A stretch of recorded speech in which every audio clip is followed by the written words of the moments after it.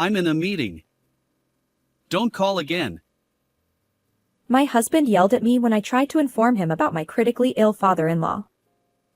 He hung up without even listening to me, treating me with disdain. Later, I wondered where he could be since he wasn't answering any calls. In truth, I had a pretty good idea. Maybe I'll keep quiet about the $7 million inheritance issue, I thought. So, as per his wish, I decided not to contact him again. But I also devised an elaborate plan to make him regret his reckless behavior. I'm Scarlett, 40 years old at the time. I'd been married to my husband, Oliver, for 15 years. My father-in-law sighed and apologized, saying, "My son can be troublesome, Scarlett." I replied, "No worries." I smiled awkwardly at my apologetic father-in-law. We were living with my father-in-law and I had a close enough relationship to have tea with him. However, during that time, my husband had been unusually cold toward me lately. The reason? He had an affair, and my father-in-law knew it, always looking sorry whenever something happened. Still, my attachment to my father-in-law made divorce a difficult decision. I could only hope that Oliver would change his ways. But his behavior worsened day by day, and eventually, he stopped hiding his infidelity. Oliver, enough is enough. Don't you feel sorry for Scarlett? No matter how much my father-in-law scolded him, my husband just brushed it off. In fact, he even puffed up his chest with confidence. Women are drawn to me because I'm overflowing with masculine charm. My father-in-law and I were utterly exasperated by his attitude. What masculine charm? I retorted. Women are probably flocking to you because of your money. And it was true. Oliver flaunted his wealth, attracting women and living a lavish lifestyle. Apparently, he was juggling multiple affairs. Scarlett, I'm truly sorry. My excess wealth turned Oliver into a terrible son. When we married, Oliver wasn't like this. He worked diligently, came straight home after work, a model husband. But around our 12th anniversary, everything changed. My father-in-law's serious illness prompted him to reveal all his previously hidden assets, and Oliver's eyes gleamed with greed. Since he'd inherited anyway, he started dipping into that fortune. My frail father-in-law couldn't reprimand Oliver, and time slipped away. Seeing my father-in-law blame himself in our private moments was heartbreaking. "Oliver, you shouldn't upset your dad." I finally couldn't take it anymore and scolded my husband. But he just glared at me and said, What?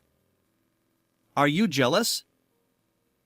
Confused by his unexpected words, I stammered, "What are you talking about?" His response was arrogant. You're small-minded for being jealous just because other women find me attractive.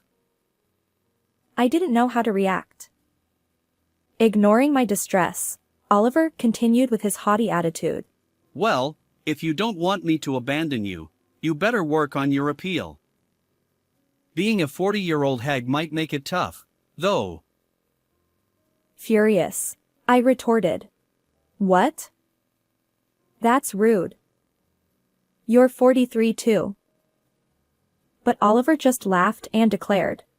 Well, I'm off on a date with another girl. He walked out, leaving me standing there alone. One fateful day during those difficult times, my father-in-law collapsed. Dad. Please hold on. I pleaded as the ambulance rushed him to the hospital. By then, he was already in critical condition. I need to contact Oliver. I thought urgently. The doctor warned that my father-in-law's condition was precarious, and the possibility of him passing away loomed. It felt heartbreaking not to be there for his final moments, even with a son like Oliver. I called my husband's number repeatedly, but he didn't answer. Finally, on the 5th attempt, he picked up. Hello, Oliver? It's an emergency. His response was harsh. Stop bothering me. Don't call again. I was startled by my husband's sudden shouting. Wait. It's really urgent. Your dad collapsed. I'm in a meeting. Don't contact me again. But in the background, I heard a woman's laughter. Ah. He's still cheating. I realized. Holding the disconnected phone, I stood in the hospital corridor, a mix of anger and sadness. Although Oliver hadn't listened to my words, he must have sensed the urgency. Still, he dismissed me. I felt a mix of anger and sadness toward him for his attitude. I wanted to discuss the $7 million inheritance from Dad. I had wanted to say, but I decided against it. Eventually, my father-in-law passed away peacefully. Oliver never returned home after that day, ignoring all attempts at communication. So, I arranged the funeral alone, honoring his wish to cut ties completely. I can't take this anymore, I thought. I couldn't forgive Oliver for neglecting his own father. From then on, revenge consumed my thoughts. After my father-in-law's departure, Oliver immersed himself in his affair partner's life, never stepping foot in our home again. He finally showed up at our home 2 months after my father-in-law's funeral. What? Dad passed away? I didn't hear about it. Why bother telling me? When your dad collapsed, I called you immediately. Didn't you realize it was an urgent matter? Besides, you were the one who abruptly hung up. Still, why call again? I tried multiple times. And you were the one who said not to contact you again. Ignoring my rebuttal, my husband scratched his head uncomfortably. Fine.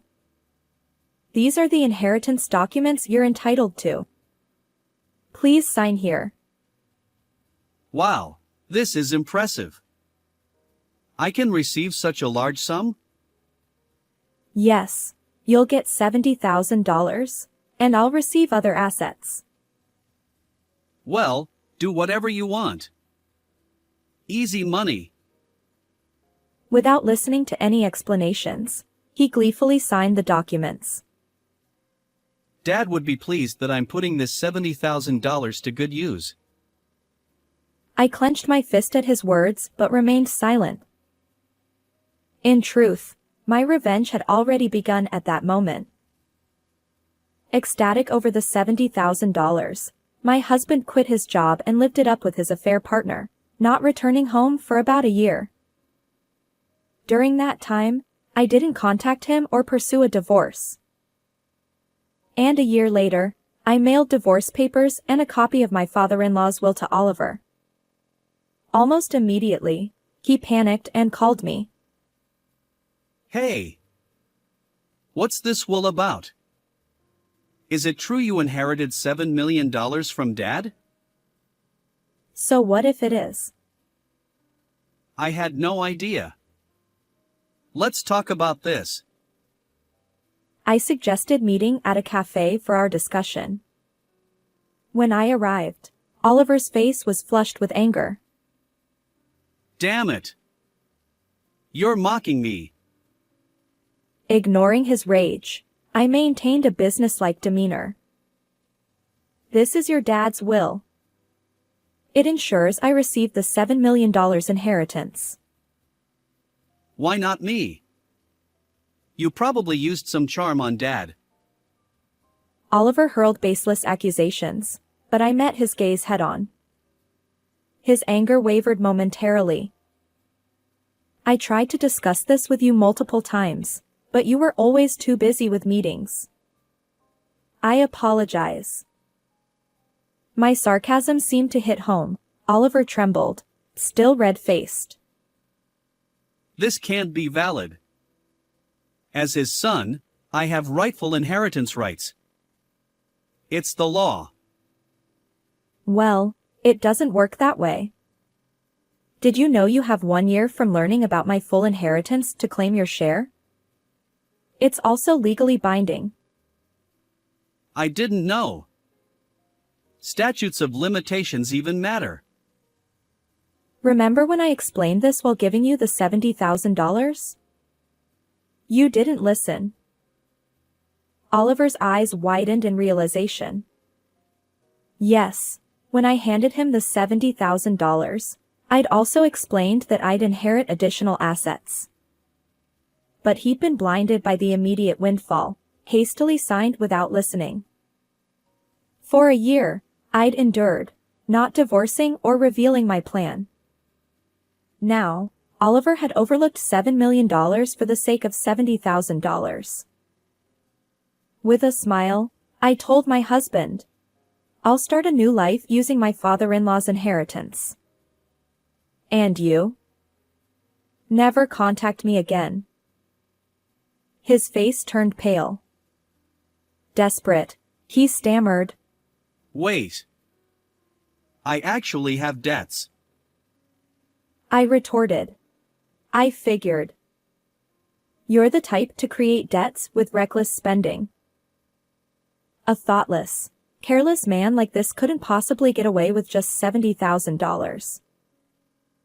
Suddenly, Oliver sat on the cafe floor, clinging to me. Other patrons stared at the bizarre scene.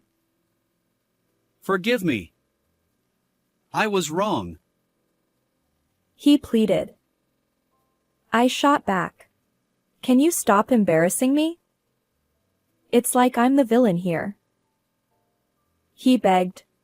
Please, let's reconcile. Let's start over. I taunted. Weren't you repulsed by an old hag like me? I didn't hold back, thrusting verbal daggers at him. This moment was the culmination of my year-long plan. My husband looked up at me with tears in his eyes, his voice trembling. I have to keep the girls happy. They all want jewelry or designer bags. Why should I pay for gifts for your affair partner? I have nothing to do with it. Don't say that. As Oliver sat on the cafe floor, gazing at the sky, he suddenly brightened up. You should surround yourself with men too. Me? Sure, what was it called? A reverse harem. With $7 million, you'll have your pick of handsome young men. At that moment, I raised my hand and slapped him hard. The satisfying sound echoed through the cafe as his cheek turned red and swollen. Other customers and staff froze at the noise. Oliver stared at me in shock, holding his cheek. Enough with mocking people. I grabbed his collar and shook him vigorously. Meanwhile, my husband seemed genuinely puzzled by my anger. I thought it was a good idea. His words made me realize that our values were fundamentally different. Unbelievable. Just leave already. And you're being filmed, you know? My husband's face turned pale. Hey! Don't film me without permission. Who gave you the right? Oliver, spitting with rage, confronted the cafe customer recording him on their smartphone. Apparently, a YouTuber happened to be there, completely unfazed by my husband's shouting. They continued filming, laughing and commenting, "Wow, this guy's intense." When I checked YouTube, it seemed they were live streaming, with a close-up of my furious husband's face. Viewers flooded the chat with messages like "what a jerk" and "hang in there, wife." Encouraged by their support, I steeled myself. I wasn't wrong. I decided to face my husband again. But he remained seated on the cafe floor, determined not to move until I handed over the $7 million inheritance. Of course, I couldn't part with the precious legacy from my father-in-law.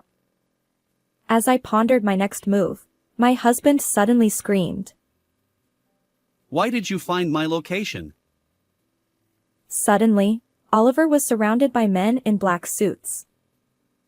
Apparently, Oliver had accumulated so much debt that even the denizens of the underworld were after him for money. It's probably because of the live stream on YouTube, I said calmly, sipping my coffee. Help me. With your $7 million, I can pay off my debts. Let's live happily together. His life hung by a thread, like a candle about to be extinguished. Wait. First, you need to sign the divorce papers, I replied. If I sign, will you help me? Hard to say until you sign the divorce papers, I teased. He hastily signed the papers and handed them to me. This should save me, right? Smiling, I accepted the papers. Who said anything about saving you? Just go to hell. As Oliver screamed and struggled, the men in black bound him and carried him away. Finally, my long battle is over. I feel exhausted. As I sat there sipping my coffee, applause erupted in the cafe. Well done. Thank you, the customers and staff cheered. When I stood up, smiling and nodding, the applause grew even louder. And so, my marriage with Oliver came to an end.